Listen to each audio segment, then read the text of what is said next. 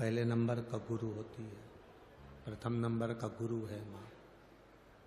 पहले नंबर का गुरु है माँ।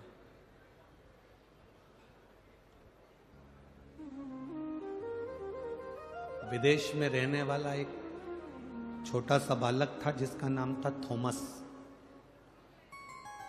क्या नाम था? जम के बोलो जरा। थॉमस, छोटा सा बालक।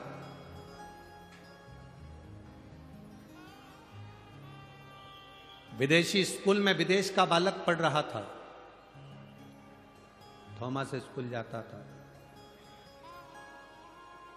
आज प्रिंसिपल ने थॉमस को बुलाया, हाथ में एक पत्र पकड़ा दिया, बंद कर कर लिफाफे में पैक कर कर थॉमस को दे दिया। थॉमस, ये पत्र आप अपनी मम्मी को ले जाकर दे देंगे। थॉमस, ये पत्र आप अपनी आई को ले जाकर दे देना, अपनी माता को ले जाकर दे देना। थॉमस उस पत्र को लेकर अपनी मम्मी के पास गया, आई के पास गया, मां के पास गया।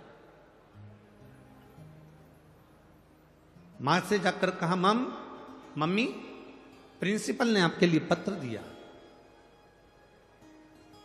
थॉमस ने जब मां को पत्र दिया तो उस पत्र को मां ने पढ़ा।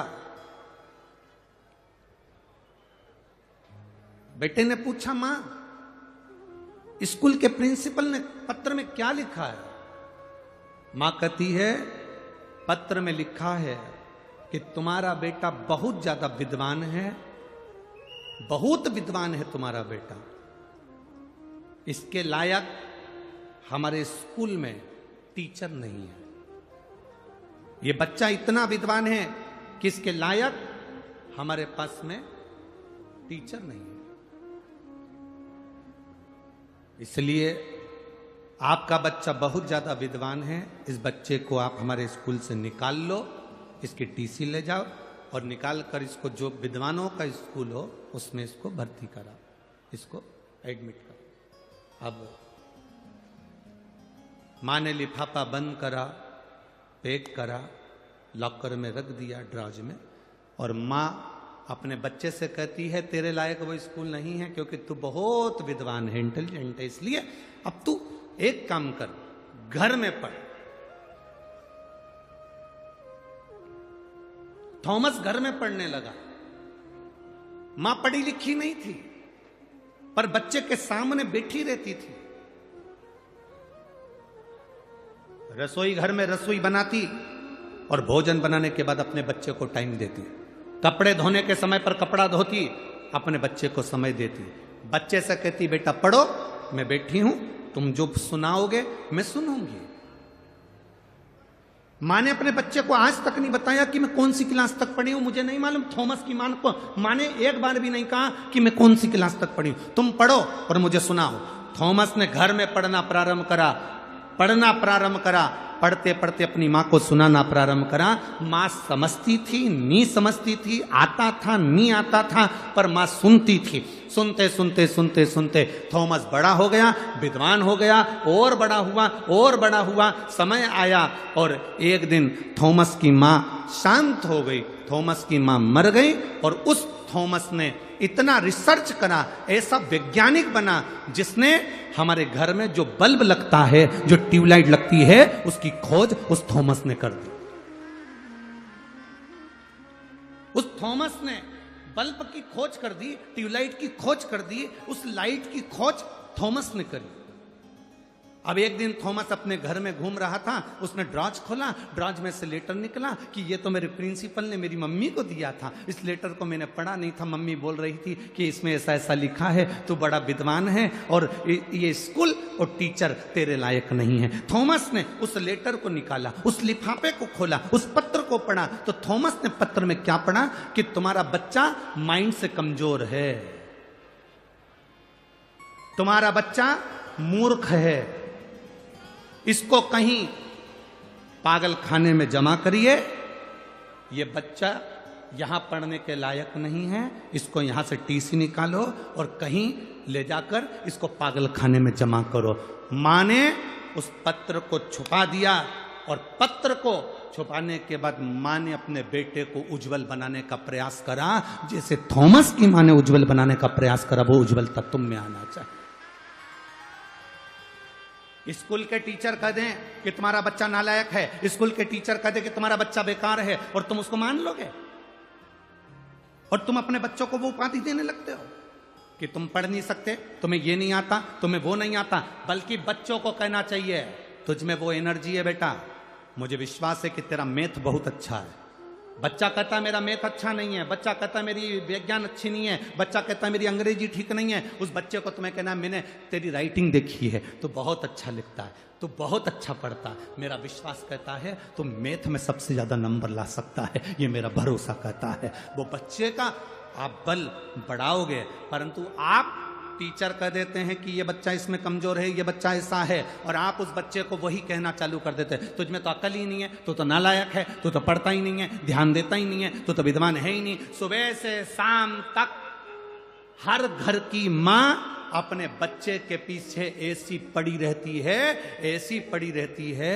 पहले की माताएं अपने बच्चों के पीछे से नहीं पड़ती थी, बैठती थी, काम करती जाती थी, बच्चा लिखता जाता था, काम करती जाती थी, बच्चा पढ़ता जाता था। और पहले भी कलेक्टर होते थे, पहले भी एसपी होते थे, पहले भी डीएसपी होते थे, और आज भी कलेक्टर हैं, और आज भी एसपी और डीएसपी।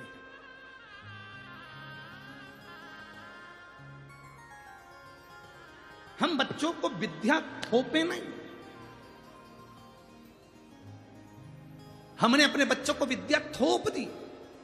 पहले की माताएं विद्या थोपती नहीं थी, उसको अंदर तक प्रदान करती थी, अंदर तक प्रदान करती। हम क्या दे रहे हैं अपने बच्चों को? सुबह से उठती हैं माताएं और चिल्लाना चालू कर देती हैं, तैयार हो जाओ, स्कूल की वैन आने वाली है, गाड़ी आने वाली है।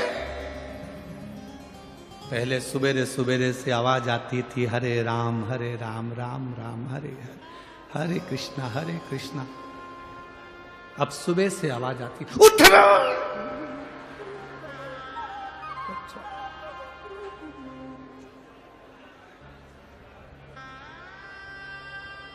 बच्चा उठे कि नहीं उठे, उसका बाप जरूर उठ जाता है।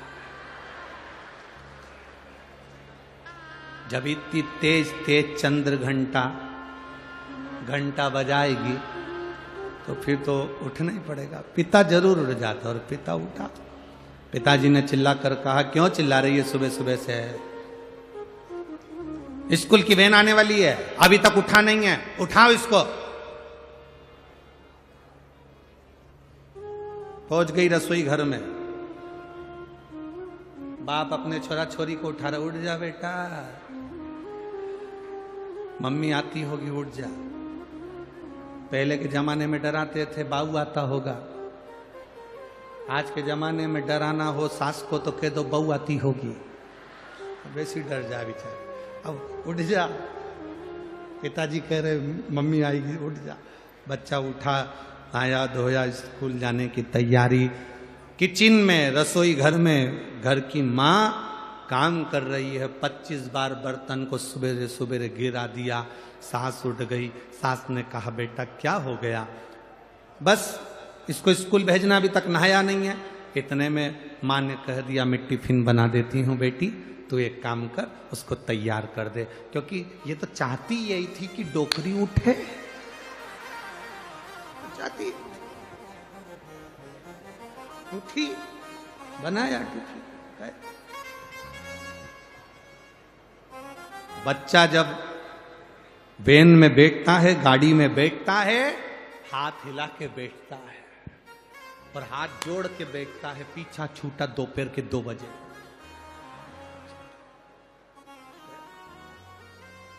कहां?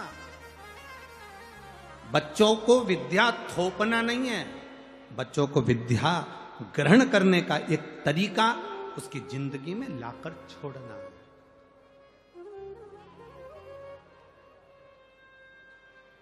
स्कूल कॉलेज में जो तुमने सीखा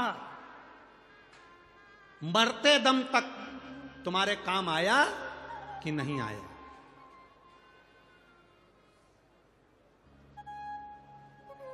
साइन थीटा, कॉस थीटा तुम्हारे काम आया कि नहीं आया। स्कूल में, कॉलेज में जो तुमने सीखा वो तुम्हारे काम आया कि नहीं आया, ये पता नहीं। पर शिव महापुराण की कथा जरूर कहती है, जो तुमने अपने घर में अपनी मां से, अपने पिता से जो संस्कार ग्रहण करे हैं, वो मरते दम तक तुम्हारे काम आते हैं। आखिरी तक तुम्हारे संस्कार तुम्हारे काम आएंगे।